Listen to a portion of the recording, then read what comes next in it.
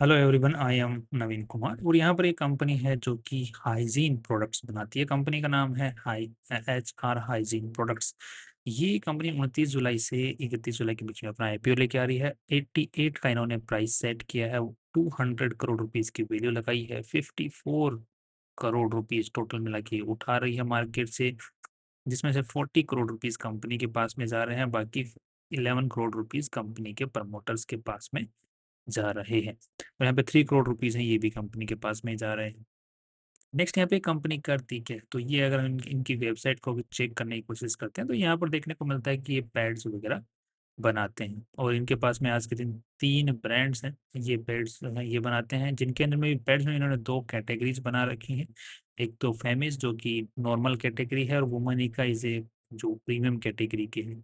Elder fit नाम में लिखा हुआ है, बड़े बूढ़े लोगों के लिए है, और ब्लूम बेबी छोटे बच्चों के लिए। अल्टीमेटली चीज़ तो वही है, बट वो है कि अलग अलग क्लास जो पर्टिकुलर पर्पस के हिसाब से इन्होंने अलग अलग जो है ब्रांड्स रजिस्टर करवा रखे। ये कंपनी जो है पैसे उठा रही है। ये कंपनी के जो प्रमोटर्स हैं उनके पास में जो मालिकाना हक रह जाने वाला है आफ्टर दी आईपीओ, वो लगभग यहाँ पर 50% के आसपास में रह जाने वाला है। आई थिंक थोड़ा वहाँ पे डाउट है कि आई थिंक थोड़ा नीचे ही रहेगा 50% से। कंपनी का जो आईपीओ लेके आ रहे हैं मारवाड़ी चंद्राना इंटरमीडियरीज ब्रोकर्स, तो ये जो आईपीओ लेके आते हैं ये बहुत ज़्यादा वैल्यू लगा करके लेके आते हैं, तो वो बाद में सस्टेन नहीं कर पाता है कंपनी जो स्टॉक मार्केट में एक बार लिस्ट होने के बाद में। इसलिए आप लोग जो 2026 में आईपीओ लेके आए हैं वो नेगेटिव में है आज के दिन, 2 आईपीओ 3 में से। और 2025 में जो आईपीओ लेके आए हैं वो मोस्टली यहाँ पर आपको नेगेटिव नेगेटिव नेगेटिव, तो 5 में से यहाँ पर भी 3 नेगेटिव में देखने को मिल रहे हैं। तो कुछ आईपीओ जो है वो ठीक ठाक लेवल पे लेके आ रहे हैं, बट उनकी भी जो लिस्टिंग होती है वो ठीक नहीं है। जो ऊपर है उनकी भी जो लिस्टिंग है वो ऑन एन एवरेज वहीं एट पार होती है। तो अब ओवरऑल हमें ये कंपनी को समझना पड़ेगा, प्रोडिक्शन लेके चलना पड़ेगा और थोड़े से और डेटा को देख के कि थोड़ा सा अंदाजा अपने हिसाब से लगा के देखना पड़ेगा कि ये थोड़ा सा लिस्टिंग के बाद में अच्छा परफॉर्म कर सकती है या नहीं, या लिस्टिंग भी मिलने की उम्मीद है या नहीं। कंपनी का जीएमपी आज के दिन 2.5% की तरफ में चल रहा है, कुछ खास नहीं। कंपनी के नंबर्स को देखते हैं तो यहाँ पर 48 करोड़ रुपीज़ की बैलेंस शीट की साइज थी पिछले साल तक। इस बार जो है 90 करोड़ की बैलेंस शीट की साइज हो चुकी है, जिसमें इन्वेस्टर्स का अगर पैसा देखा जाए तो 31 करोड़ रुपीज़ है। अब इन्वेस्टर्स ने और पैसा जो है आईपीओ से पहले और लोगों से भी उठाया है यहाँ पर। That is okay. यहाँ पर जो कंपनी का लोन है लॉन्ग टर्म वो कम हुआ है, शॉर्ट टर्म लोन भी कम हुआ है, बट यहाँ पर जो माल उधारी में है वो अच्छा खासा उठाया है कंपनी ने इस साल।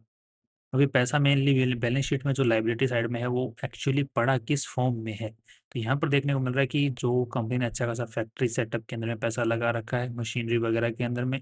उसके अलावा कंपनी ने 26 करोड़ रुपए की इन्वेंट्री पड़ी है, इतना माल इनके पास में पड़ा हुआ है आज के दिन, राइट। एंड 49 करोड़ रुपीज का माल जो है इन्होंने रखवा रखा है अपने डीलर्स के यहाँ पर। 49 करोड़ रुपीज उसको भी रेवेन्यू ऑलरेडी काउंट कर चुके हैं। इसके दो मतलब निकाले जा सकते हैं, पिछले साल ये 6 करोड़ रुपए तक का था, इस बार 50 करोड़ रुपए तक का है। दैट मीन्स इस बार इन्होंने अच्छा खासा माल उधारी में बेचा है। और अब वो उधारी में जो बेचा है वो उनको थोड़ा सा देखना पड़ेगा कि ग्रोथ के हिसाब से है या नहीं। तो अगर हम लोग रेवेन्यू नंबर्स को देखने की कोशिश करते हैं तो यहाँ पर देखने को मिल रहा है कि 42 करोड़ का रेवेन्यू था, यहाँ पर 82 करोड़ का रेवेन्यू हुआ। तो वहां पर हमने डेटा बैलेंस शीट के अंदर में चेक किया तो बिल्कुल ज़्यादा खास कैश फ्लो में दिक्कत आई नहीं थी इस पर्टिकुलर फेज के अंदर में, बट यहाँ से इस पर्टिकुलर फेज के अंदर में कंपनी का ट्रेड रिसीवेबल्स बहुत ही ज्यादा बढ़ गया, राइट। तो ये थोड़ा सा कंसर्निंग है कि ये जो रेवेन्यू ग्रोथ यहाँ से यहाँ तक आई है ये आर्टिफिशियल है या फिर मेड, मतलब जो नेचुरल है। मेरे को ज़्यादातर अंदाजा जो लग रहा है ये ग्रोथ जो है ये आर्टिफिशियल, ये सिर्फ माल उधारी में डीलर के जो डिस्ट्रीब्यूटर के यहाँ पर रखवा करके उसको रेवेन्यू में काउंट कर लिया गया है, जबकि यहाँ पर एक्चुअली ग्रोथ आई नहीं है। ये डेटा 2025 तक का है। अब अगर हम लोग 2026 का देखने की कोशिश करते हैं तो यहाँ पर अगेन रेवेन्यू नंबर्स के अंदर में 131 करोड़ रुपीज, तो कुछ खास ग्रोथ यहाँ से यहाँ तक फिर से है नहीं। बट अगेन अगर हम लोग यहाँ पर ट्रेड रिसीवेबल सेगमेंट को देखते हैं तो वो 49 करोड़ रिसीव से बढ़ करके 104 करोड़ रुपए हो चुका है। और यहाँ पर करंट जो इन्वेंट्री पार्ट है वो भी लगभग डबल हो चुका है। दैट मीन्स 20 करोड़ रुपए से इन्वेंट्री बढ़ गई है, जबकि रेवेन्यू के अंदर में ग्रोथ उतनी नहीं ट्रेड रिसीवेबल को देखते हुए। और कंपनी ने जो नेट प्रॉफिट इस बार दिखाया है वो भी 11 करोड़ को दिखाया है, वो भी मोस्टली जो माल बच गया है उसकी वजह से आया है। तो नंबर्स के अंदर में बड़ा झोल जो है यहाँ पर है नजर आ रहा है, जो कि एक ये चीज दर्शाता है कि कंपनी ने आईपीओ के अंदर में वैल्यू ज्यादा से ज्यादा लगवाने के लिए यहाँ पे नंबर्स को इन्फ्लेट करके दिखाया है। इतनी ग्रोथ मार्केट में नजर नहीं आ रही है कंपनी के प्रोडक्ट्स की। सो ये जो ग्रोथ है ये सस्टेनेबल ग्रोथ नहीं है। दूसरा, अगर हम लोग कंपनी के जो ट्रेड रिसीवेबल सेगमेंट है वहां पर पैसा अटकने की बात करते हैं तो यहाँ पर देखने को मिल रहा है कि जो 2023-24 है वहां पे पैसा अटका था, 2024-25 के अंदर में कुछ खास नहीं है। यहाँ पर 2025-26 के अंदर में यहाँ पर 1 से 2 साल पुराना 1 करोड़ 81 लाख रुपए ये ट्रेड पेएबल है। ओके सॉरी, ट्रेड रिसीवेबल्स हमें देखना था, ये ट्रेड रिसीवेबल रहा 25-26 का। तो कंपनी के 1 से 2 साल पुराने के अंदर में 25 करोड़ रुपए यहाँ पर अटके हुए हैं। एंड स्टिल इसको कंपनी ने कंसिडर्ड गुड की कैटेगरी में डाला हुआ है। 1 से 2 साल तक के पैसे 32 करोड़ रुपए अटके हुए हैं यहाँ पर। तो ये है ट्रेड रिसीवेबल सेगमेंट जो कि डर का माहौल बनाता है। इसके अलावा मैंने अमेज़न और फ्लिपकार्ट के ऊपर में कंपनी के प्रोडक्ट्स को सर्च करने का भी कोशिश किया, तो यहाँ पर देखने को मिल रहा है कि जो इनकी वेबसाइट के ऊपर में जैसे मेंटेन्ड है फेमस, वुमनिका, एल्डर फिट और ब्लूम बेबी। तो एल्डर फिट और ब्लूम बेबी मुझे नहीं देखने को मिला, वुमनिका और फेमस जरूर देखने को मिला। वुमनिका की जो फ्लिपकार्ट पे जरूर देखने को मिला, अमेजोन पे नहीं देखने को मिला।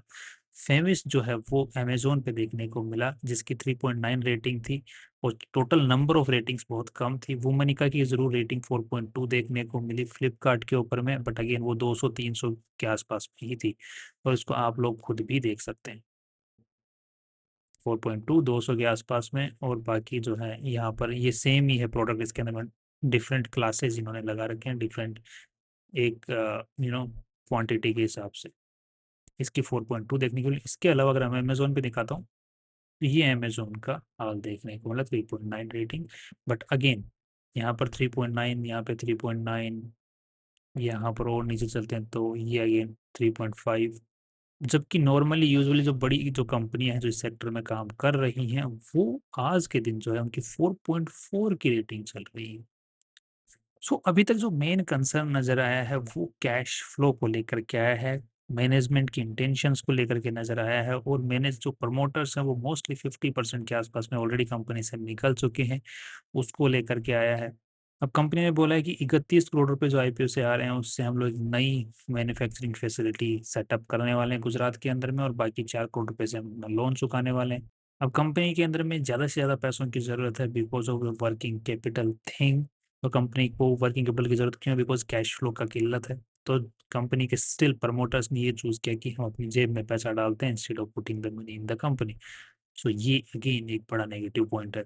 कई बार क्या होता है ना, बिजनेस अगर दिक्कतों से चल रहा रहता है कोई बड़ी चीज़ नहीं होती है कि बिजनेस में उतार चढ़ाव चलते रहते हैं, बट उसमें मैनेजमेंट किस तरीके से डिसीजन लेता है, उसको बचाने की तरफ में ध्यान देता है या फिर खुद को बीच में फायदा लुक निकालने की कोशिश करता है, तो वो चीज़ मेन मेन काम करती है कि यहाँ पे मैनेजमेंट खुद फायदा लेने की कोशिश कर रहा है।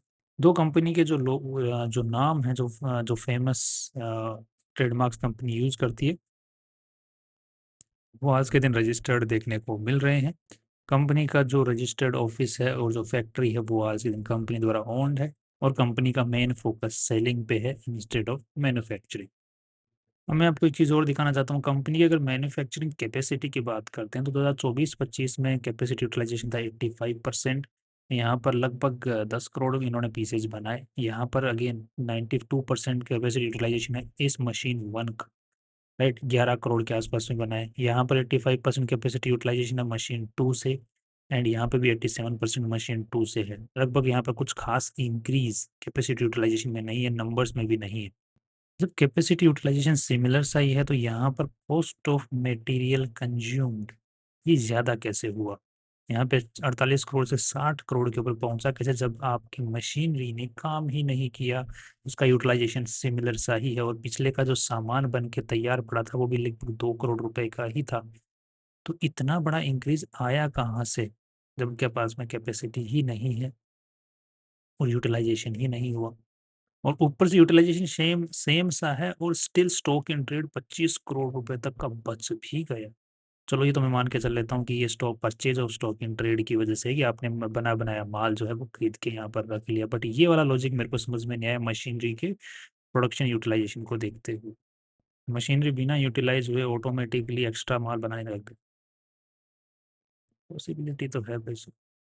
भांग पी के चलने लग गई होगी मशीन भी। ये आज तेरा भाई एक की जगह दो नैपकिन बनाएगा।